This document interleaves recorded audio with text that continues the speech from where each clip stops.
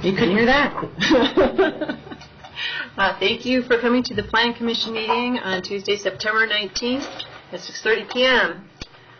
Since we have no minutes to review or approve, we'll go straight to item number 1. And that is case number U17-003, Wolf Creek Solar Power Plant, used by special review.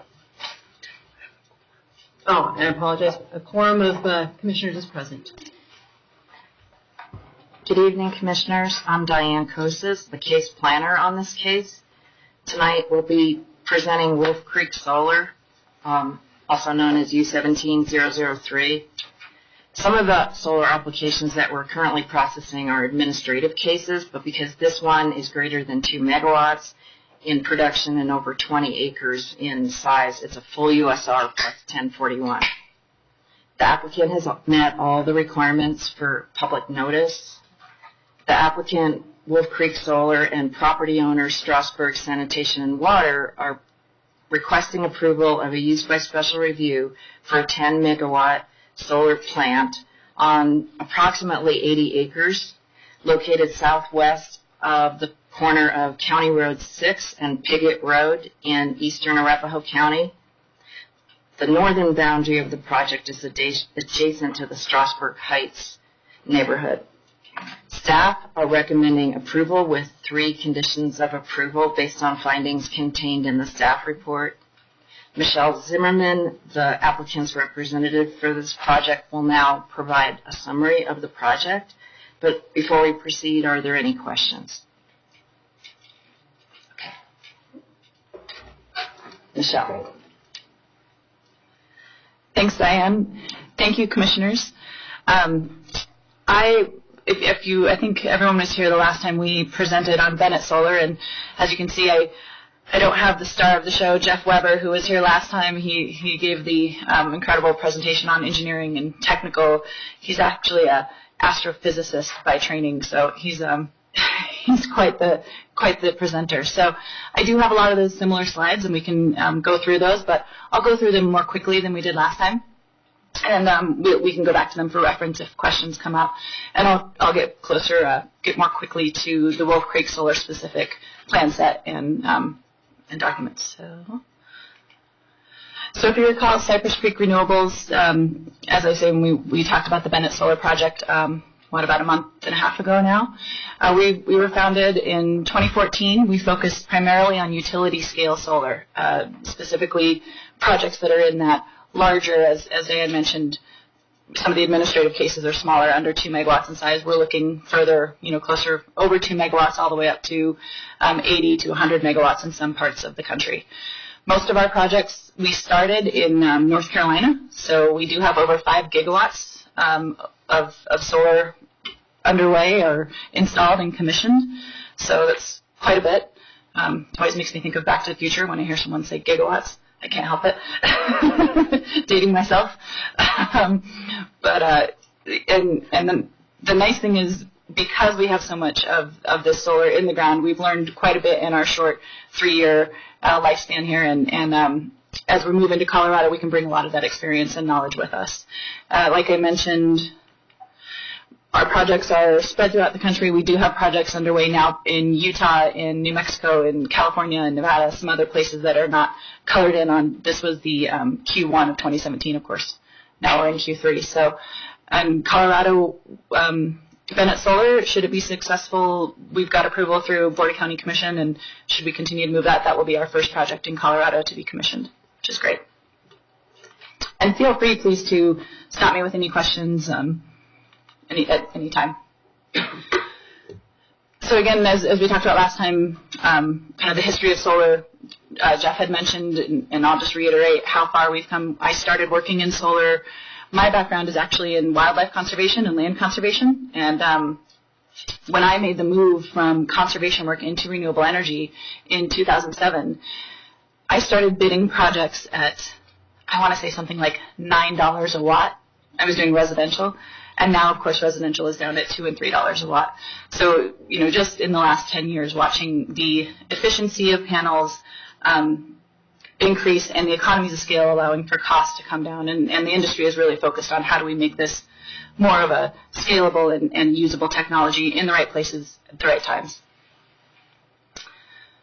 We mentioned, so we're talking about solar photovoltaic, this project, not the big solar thermal things you see out in the desert that we've heard have some issues. So this is, the panels sit there, they are on a single axis tracker, so they move to follow the sun, pointing east in the morning, west in the afternoon, and that's it. There's no other moving parts, nothing else going on.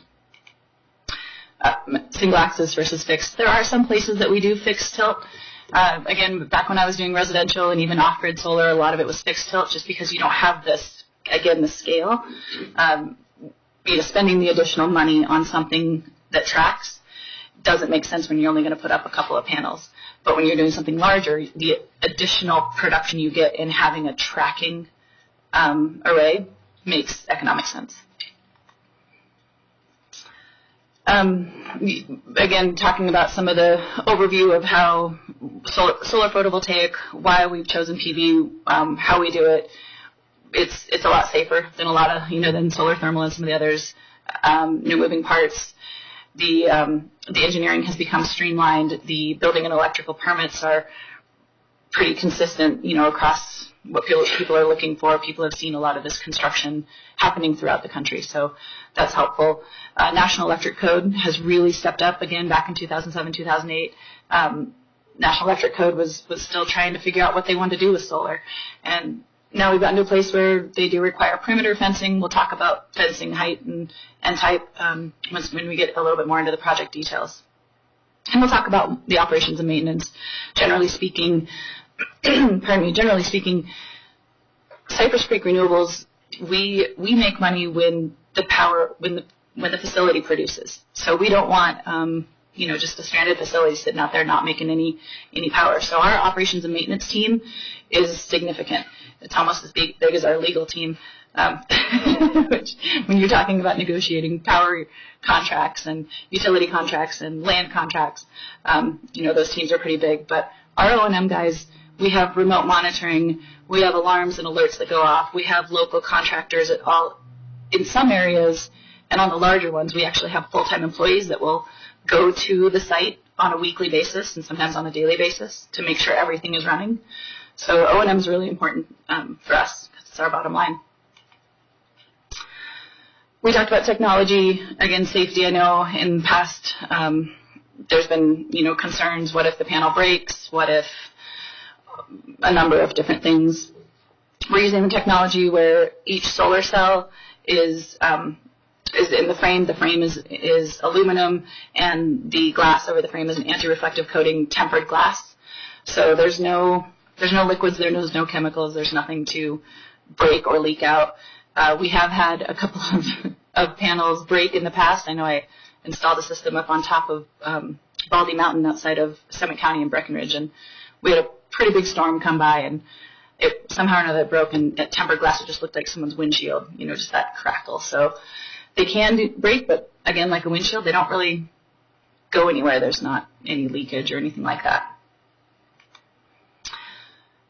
Talking about glare and reflection, again, the anti-reflective coating, not to be flip, but of course we want to absorb the light, not reflect it. Because of the way we angle it, most of the reflection does not come to where you would be standing to see it.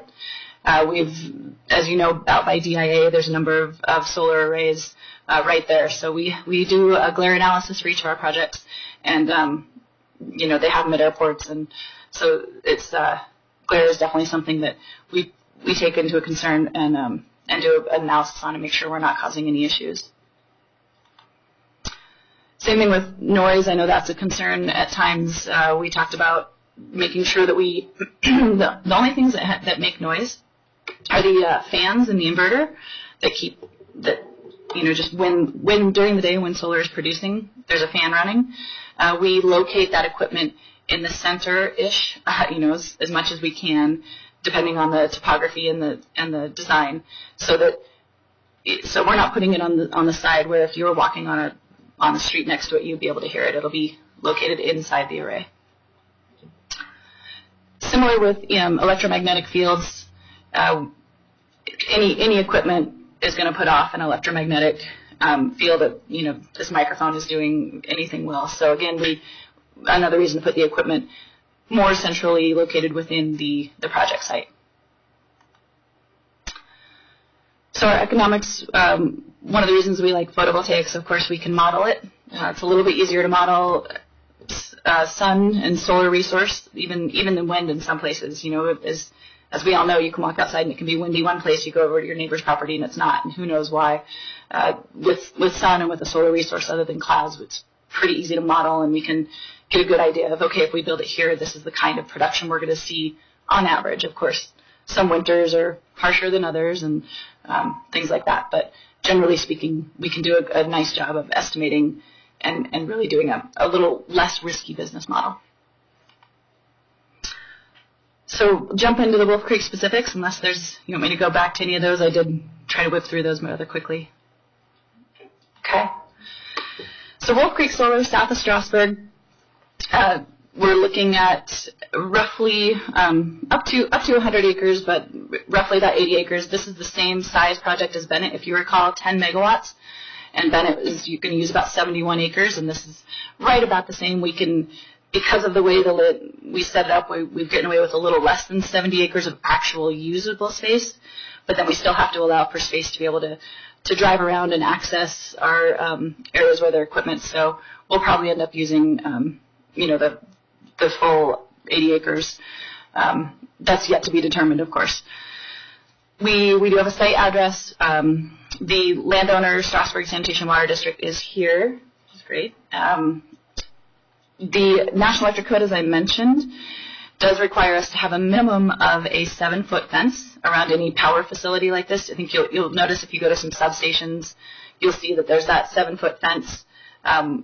Often I've seen them in Arapahoe and even in Elbert County with the privacy slats, either green plastic or wooden kind of material.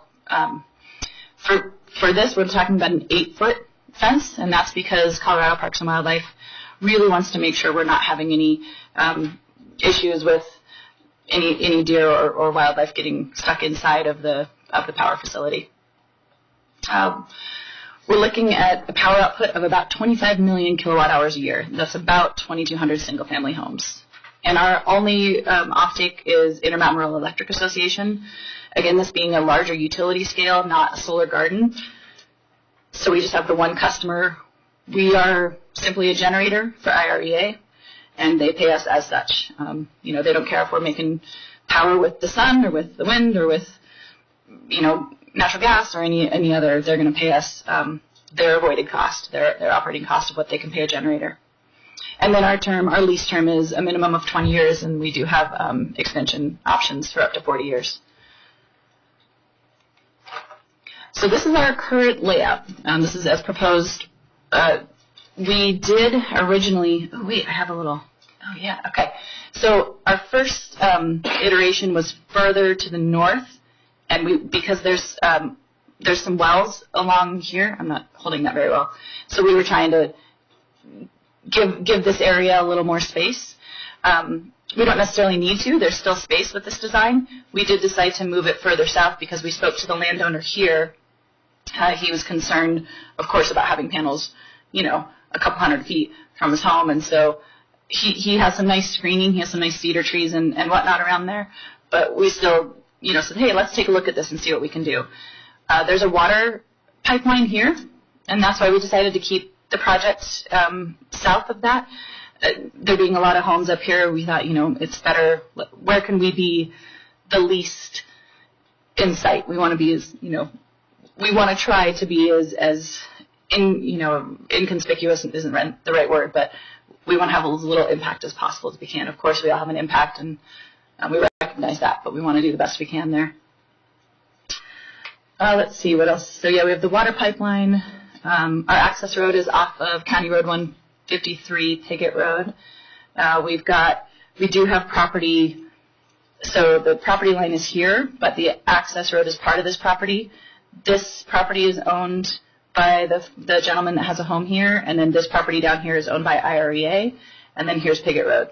So there is a bit of a gap between Piggott Road and our project. And then again, this is County Road 6, so while the parcel does abut County Road 6, we've got a gap there. So we did try to stay a bit off the right of way. So I measured from that home to here, and I want to say it was 700 feet. Do you remember? 800? Okay. From County Road 6, probably 500, but I do have Google Earth up right now, so I can grab my computer and get it. It's probably about 500. I know this distance from the edge of our arrays to over to here is about 450. So this is probably roughly about the same, 450, 500. No, that was part of the property. This access drive, yeah, that was a part of the property already. So I'd defer to the landowner on how that was negotiated. Do you want me to do that, or do you want me to defer to the landowner, or keep going? Go ahead, continue. Okay. All right. And then here's some general ideas of this is what a single axis tracker looks like as opposed to a fixed tilt, which are usually a little bit taller.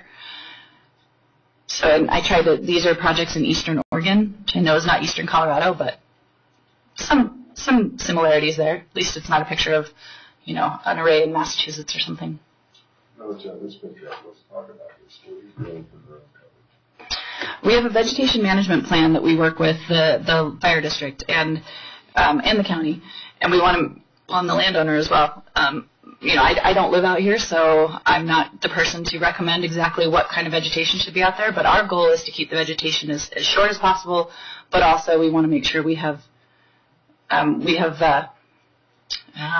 you're being stealth over there.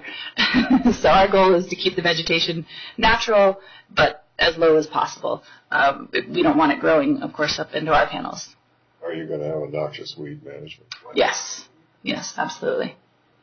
Yeah, that'll be a part of the weed management plan. And I apologize, I can't speak to the species that'll be in that seed mix at this point in time, but that is something that we'll be working on with the county, the landowner, and the fire district. So you're going to reseed it to grass? Mark, can you move your microphone a little closer to you? Only areas that have been disturbed. So Well, they've all been disturbed. We'll be. It's farm ground now. Yeah, that's true. We'll be when we do the install, the posts that hold the racking go in like fence posts. They're pile driven. So areas that, of course, we drive over and again, we'll need to reseed. Areas that have whatever native grass or whatever is already growing there, as long as it's not. Field. Currently, yes. There's nothing growing there now. There's some grasses. There's something there. I just harvested it today. Okay. Perfect. It was growing millet. It's now just millet stubble. Okay. So it's not native anything. Okay. Well, we'll need to make sure we work with the farmer, the landowner, the fire district, and the county to get the right seed mix in there. We don't want any noxious weeds. We don't want anything that's growing up into our panels that's causing any kind of a potential hazard to adjacent properties or for any other reason. What happens to mullet stubble now? What will happen to it if it's left?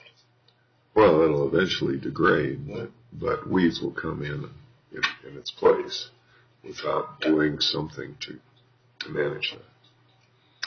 So, and I spoke a little bit with. I looked at this picture, and it looks like eastern Colorado with kochia weed. Yeah. And kochia weed's a big problem now. We don't want to see that on their site. Yeah, because it'll. I grew up in eastern Washington, and if you see weeds on your neighbor's property, you get on them because it's going to be on your property soon. So, yep, I'm aware of that. I did speak with, is it Chase that farms out there, about some seed mix as well. So I do have his number. I'll follow up with him. It's my nephew. Oh, okay. Perfect. Well, then if he can't answer, I know where to go.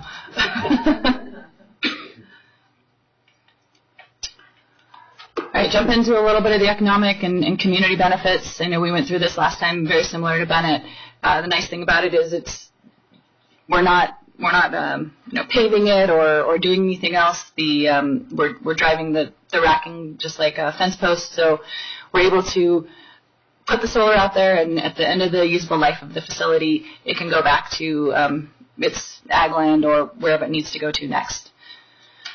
It does bring in a tax revenue from personal property and real property tax, so that's helpful for all the different mill levies or tax authorities. It will help to contribute to IREA's fulfillment of their renewable energy standard. The landowner, of course, benefits from getting some lease payments, and having solar. I mentioned IREA doesn't necessarily care which kind of power they're getting, but it does help to diversify and distribute our electrical mix in the grid. Some economic data we do have during construction. Again, solar, the good thing and the nice thing about it is during construction we have a lot of activity for 3 to 4 months, and then it's just operations and maintenance. So those jobs are full-time jobs during construction, as far as Monday through Friday type full-time. So we do bring some jobs into the community, but they're not long-term, 50-year jobs. So that's some. When are you looking at constructing this? We're looking at, and we want it to be commissioned at the end of 2018. So we'd like to begin construction probably May, June of next year. Okay. Trying to see if you can get another harvest in there. No. I wonder if we could get it. I mean, we can certainly talk. There might be a way that we can start construction and make it work. But we want to be commissioned by December of 2018. We originally had tried for June of 2018, but with the way we have all the other projects going at Cypress Creek Renewables, we can bump this one to December of 2018. So that's okay. Direct spending into the local economy, $3.5 million, and that's for labor, goods and services, fuel, hotel, that kind of thing for during construction, and then 1 to 2 full-time employees for O&M once the project is constructed and commissioned. The reason I put this slide up here is I talked about it last time. I'll mention it again. Community relations are really important to Cypress Creek, and this is something that I think I mentioned. I started working in solar in 2007. I've worked at Cypress Creek as my 3rd company, and what I really love about the first company I worked for that did off-grid and residential and was very involved in the community, put me on a lot of boards and commissions because it was so community-centric. Cypress Creek, while we're a large national company, we really want to be community-centric. It's something that's really important to us. Solar's a development. We're not trying to hide that. We have an impact, but we are trying to figure out how we can go to areas where we have the least amount of impact. What can we do to move the solar array? What can we do to screen if we need to? How can we make sure that we're being a friendly neighbor and a invited member of the community? So that's really important to us. We sent out a notice letter before we even brought the application to the county. We sent that out to all the adjacent neighbors, and then of course for public notice for the Planning Commission, we sent another letter out. So we're really hoping that we have had a few landowners have contacted me, which is great, and I really appreciate that. But yeah, that's something that's pretty important to us. And that's all I got. Your 8-foot fence, is that like a chain link? Is it solid or? So currently it's a chain link, and we talked about doing privacy slats anywhere where the array is visible from a right-of-way. That is something that is not set in stone, and we can certainly talk about what the right thing to do there is. Of course, there's some National Electric Code rules, but outside of that, as long as we meet the code and regulation standards, I'm happy to talk about, because I know privacy slats, some people really appreciate it because it helps blend in the view. Other people, don't like them, so I'm open to discussion on that. I have a question. What's the total project cost? Total project cost on this is $18 million. I think it might be like 18.6. Okay. And how much subsidy do you get? You're going to spend $18.6 million. How much government subsidy will you get for your solar? Oh, the investment tax credit? Yes. So that's 30%, and that is only on the equipment.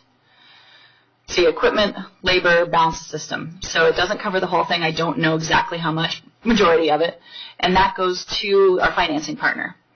So it doesn't come to Cypress Creek. It goes to somebody. U.S. Bank or whoever our tax equity partner is. So it's costing us 30%, approximately 30% of the hardware and equipment. To finance the project, or for the tax equity partner. Sorry, maybe I'm not following. I apologize. I'm a little slow, but I got it. 30% you're going to get from the government. The investment tax credit, the ITC, is 30% of the cost of the system. Gotcha. And that goes to a tax equity partner and that's part of the ownership thing, the part of the financing. And then they have to be an active owning partner in the project for 6 years to get that ITC. Mm-hmm. And then that passes through to all of their, however they have passive tax equity. I'm not a finance person. That's fine. Thank you. How do your panels stand up to hail? This is one where Jeff Weber gave that example. So the panels go through a 100-mile-an-hour golf ball test. I guess there's a warehouse. Jeff's been there. I haven't. But where they shoot golf balls at the panels at 100 miles an hour to test it. So that's the standard. I'd kind of like to go. I think it'd be pretty interesting to watch. But that's what they have on their spec sheets and their warranty. You don't have experience with hailstorms on your other sites. No, I mean, you will have in Bennett. You will have. Yeah, and I know. Yeah, you can still see people's cars from the last hailstorm. Yeah, I know that we've had hailstorms in other areas, but we haven't had to do any warranty claims due to hail. We have really good hail. I know. Yeah, we got good ones. I mean, baseball gobstopper size. Yeah. There's a first for everything. Yeah, I know. My friends, we all have a lot of friends who lost windshields and trailers. So, go ahead. You go first. Well, I'm really interested in what they're going to do about the ground. Now, you cut her down, and there's stubble sticking up. How are they going to prepare the ground? Are you going to plow it? Or harrow it? No. But you're the only one that I think can explain a way that it should be done. Well, and are they going to do it? It needs to be suited to permanent. It needs to be suited to permanent vegetation. And that's what we want. And that, so around here, that would be some sort of grass mix. And they would need to do that before they start construction. The problem with that is it also needs to be maintained. How do you mow these lawns? Yep. Yeah, we want to make sure. Mow around these things, or? Yep. Yeah, so we have enough room between each of the rows. That's part of the reason why we have to have the spacing that we do, so it takes up a little more acreage than if they were really. So we have to have enough room to be able to get to, if a panel, the wiring, we've got to be able to drive a truck if we need to be able to drive a mower through there.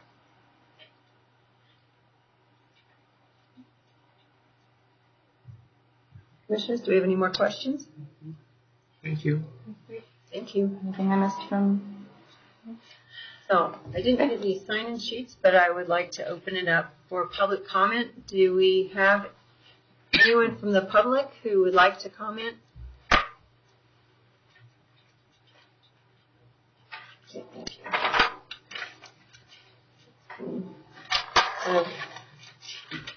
I have one person who indicated they would like to speak, and 3 additional people who are in favor but do not want to speak. So do we have a person who'd like to come up and speak? Thank you. If you please state your name and address for the record. My name is Cheryl Miller, and my address is 212 County Road 153. Good evening to everyone on the Planning Commission for Arapahoe County. I'm here, of course, to oppose the solar farm. I would like to point out on the plans, I don't know if you guys received an updated set of plans, but my property is not listed on it. And I'm right across from the IRA transmission station. I did bring a copy of that. We can go, well, I don't know that you'll be able to see it, but yeah, we can go to, that was the adjacent thing. Yeah. So the green button is the pointer. Okay. Yeah. All right. So my property is right here, and there's about 300 feet distance between me and the solar panels. 350 probably, because I think there's an easement there before the panels start. I guess I'm not on the property because my address is not listed here because my property doesn't directly hit this property here, but it does impact my property. So, excuse me, it's in that bottom square? The south? Right here.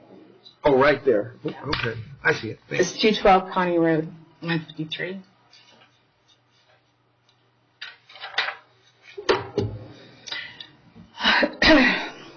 First of all, I would give you some background of the property and my husband and I. We bought the house in 1993. We wanted to move out to Strasburg because it was a small environment. And it's provided a small town atmosphere, and small classroom sizes were important to us, which has been a blessing for raising our two boys, which are now out of the house. When we bought a property, the house was a one-bedroom, 800-square-foot residence. Over time, we have upgraded the property to a three-bedroom, 1,700-plus square foot house. Also, we made many landscaping improvements. So this has become our investment. And one day, we'd like to retire and move closer to our granddaughter. My concern is our investment and the value we worked hard to build ourselves over the years. So I was wondering how this was going to impact the value of my property. So I went to the internet. Does a solar farm decrease the value of my home? Unfortunately, available data is very limited at this time because these large-scale projects are relatively new. So hence I have no data to provide you with.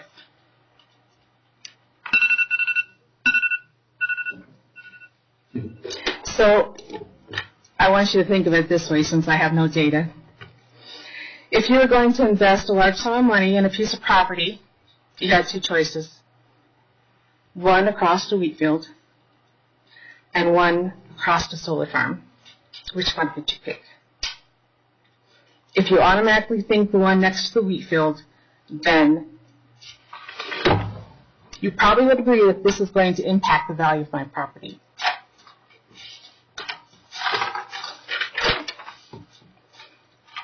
So I wanted to visit some other solar farms in the area, so I drove up to Victor. Sorry, I guess I gave you 3 minutes. I'll give you another minute. Oh, I'm sorry. I didn't know there was a time limit. Yeah, there is a time limit. Oh, I am so sorry. That's okay. Okay. Give you a chance to wrap up. Okay. So I drove past the Victor Solar Farm north of Bennett, and there's no houses close to the solar farm that is as close as mine. But I did find another hearing for another solar farm right across the street. So it can be popping up all over the phone. And I'm thinking this could happen to me. Because this land parcel here is open, and so is this. And we could have more solar farms coming in that would decrease even more the value of my property. Right. Looking out, my property is also 10 feet higher than the property the solar farm is going on to. So you'll be able to look in. I don't know if they can make a fence high enough where I won't be looking into the solar farms.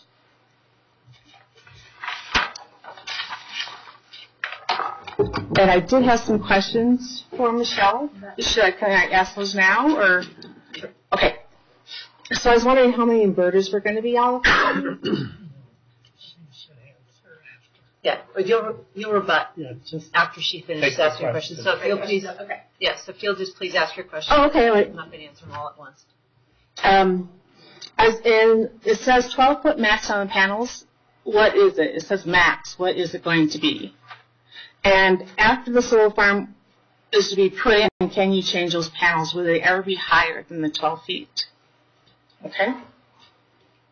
Everyone makes out on this deal, otherwise it would not be happening. Unfortunately, I lose on the deal. That's the way I look at it. So I'm looking for something to help protect my property, and I'm not sure what that is because I can't provide you with any data for the value assessment of the properties in this situation. Thank you. I have a question. Yes. What's your view to the west? From Mountains. Mountains? My living room window faces west. Can you see the mountains? Yes. That's snow. And so now, I guess you're saying that you won't, when they put up the fence. Well, I still see the mountains, but I'll be looking Into. The fence, everybody else's property, and I think Mark can agree with this, is pretty much parallel to the ground. But my house actually sits higher than anybody else's property. Is it 2-story, single-story? It's a ranch. Ranch. Yeah. So I'm curious what you feel that they should do about it. Should they move? Which is kind of hard to do. I just want to make it right for me, too. Everybody else is making it So what do you think would be right? Well, if I had the data to provide you, as a loss would be on my property value. So you're talking about property value loss. Yeah, I would want that, compensated for that. Are you planning to move? When I retire. No, I meant when they build this, if they build it. Oh, I mean, this going to affect your living. And I'm worried about the property value of my home when I sell it and what I'm going to lose out on. Thank you. Okay. Any other questions? Do we have any more commentary from the public? Anyone else who'd like to speak? All right. I'll close the public comments. Michelle, you may rebut. Certainly. Thank you, Mrs. Miller, for being here. And certainly, like I was mentioning, we want to do everything we can to answer those questions. There will be 5 inverters on. Oh, sorry. There will be 5 inverters on the project. Again, they won't be on the outsides. They'll be on the more in the middle. We haven't located them yet because that's part of the electrical and construction plan set. So when we get to that building and electrical permit stage, that's when we'll be locating them. So they'll be, roughly in these areas, middle areas here. The panel height, 12-foot max, and can that be changed? The actual, let's see if I can go back to that diagram. So the actual height will be no more than usually between 8 and 10 feet. We say max height 12 to allow for topography, for changes in topography. Because these are single-axis trackers, each table, they call it, is 270 feet long, and they can go along topography. So in some areas, it needs to be relatively flat. We can't, gap a drainage or anything like that. But when you have undulating land, you're going to have the opportunity to, in some areas, be a little lower, in some areas, be a little higher, but we'll never be over 12 feet. And I don't see that I don't think that can ever be changed. That's part of the agreement. That's what we have in our proposal. That's what we have in our plan. So we wouldn't be able to go over that height limit. I do have American Valuation Partners has helped us to look into this concern of property values, and they are putting together a report. They put together a report on Bennett that I sent to the Board of County Commission, and they're putting together a report on Wolf Creek, and Ron Thrope from American Valuation Partners is here if you'd like to ask him any questions. Any questions, please? Okay. I got one. What do you think the distance is between the lady's home, that Big Nut Road, and the fence? Because it looks like it won't be right, your fence won't be right next to the road. When I measured it, it was 450 feet. 450 to her house. 500 to the house, 450 from our array, so not the fence. So you got to add another 20 feet because the fence will be about 20 feet from the start of the array. But the fence is really the first thing you see. So I measured from where the fence would be to her parcel line, I think was 450, and then fence to home was roughly 500, approximate using, Google Earth ruler. Yeah. Thank you.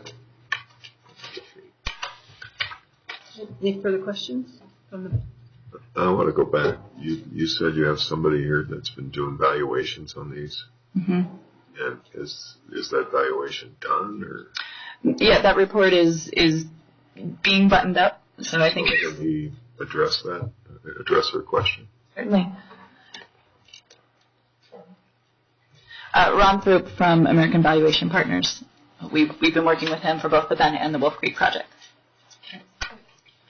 Ron, can you please state your name and address? My name is Ron Throop. I'm managing partner of American Valuation Partners. I live at 944 Aztec Drive, Castle Rock, Colorado, 80108. And the question to be asked is... her question is, what's going to happen to her property values when you build this array 300-400 feet from her house? Okay, as she stated, there hasn't been any data out there. That's true for solar farms. It's still early in the process as far as even having samples of sales to really get a hard number, if there's a number at all. The property, we measured the property from our house, and granted it's rough on Google. We get about 500 or so feet from the home to the first solar panel.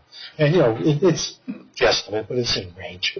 Her property is also near a substation that's just south of those panels. So that is more of what we call a negative externality off your property site. That is more of a concern in our world as far as damage measurements. It's something that's going to be fairly uniform, does not have any health safety issues, and it really sits low to the ground, so you're not obstructing long vision views. Okay, that's pretty much what we have on the site. Granted, there's always a concern, with or without, as she mentioned, we use with or without a solar farm in a wheat field or a grass field or something along that line. So she has that issue. The real circumstance with property values is, do you have buyers anyways? It's not a matter of, do you have all the buyers? You only need one buyer in order to get a market price. So you're really looking at is the average buyer or most buyers not willing to buy that house or meet a discount for it. We don't see that. We see plenty of buyers that are willing to buy a home in a particular area for various reasons. And this is not an extreme instruction. Even gave analogies of greenhouses, which are actually higher and that are approved by the current zoning code as far as what may be out there otherwise. Okay, thank you. Thank you. Thank you. Okay. Do you have any more questions for the applicant? No more public to speak. Oh, I'm just curious. That was it? That was it? Thank you. Thank you. Okay, I'd like to bring it back to Planning Commission for discussion. Do we want to make a motion first? I don't get to make motions often. I'm going to take the opportunity to do that today. In the case of U17-003, Wolf Creek Solar Use by Special Review, I have reviewed the staff report, including all exhibits and attachments, and have listened to the applicant's presentation, and any public comment is presented at the hearing, and hereby move to recommend approval of this application based on the findings in the staff report, subject to the 3 conditions that are attached by staff. Do we have a second? I'll second. It's been moved and seconded to approve the application. Any discussion? I have a question for staff. Do we know who those people are that live north of the lady that presented? North, it's one home. No, I think it's west. North here, right. Her home is right south. No. So you're talking about right here, roughly? No, up a couple of houses. Okay. Yeah, there's 2. There's 2. Well, and you may know. So you're right there. There's 2 homes to the north of you. It's off with the access road. About halfway up. Here. Yeah, halfway up. Okay. So I'm asking staff, do we know who they are? Did we get any comment at all from anybody else? Is that it? No. They're not here. No, I meant written comment. We did not get any We did comments to the other people that were notified by mail. Okay, thank you. I don't give a shit. Any other And I certainly will be, and I've spoken with Cheryl about adding, Mrs. Miller, I apologize, to make sure that her parcel is listed on the plan set. Because this plan set doesn't list that property, and we certainly should. So that has been updated, and will be in the next round of revisions. Thank you. Do we have any further discussion? All right, let's take a vote. All those in favor? Aye. Opposed? Motion passes unanimously. And I believe that's all the business we have for today. So, Jan, did you want us to adjourn before we talk? You had some announcements? I'm happy to talk to you, but if the applicants are welcome to leave, you're welcome to stay at the public meeting. We're just going to talk about a study session we have coming up. Thank you again for your presentation.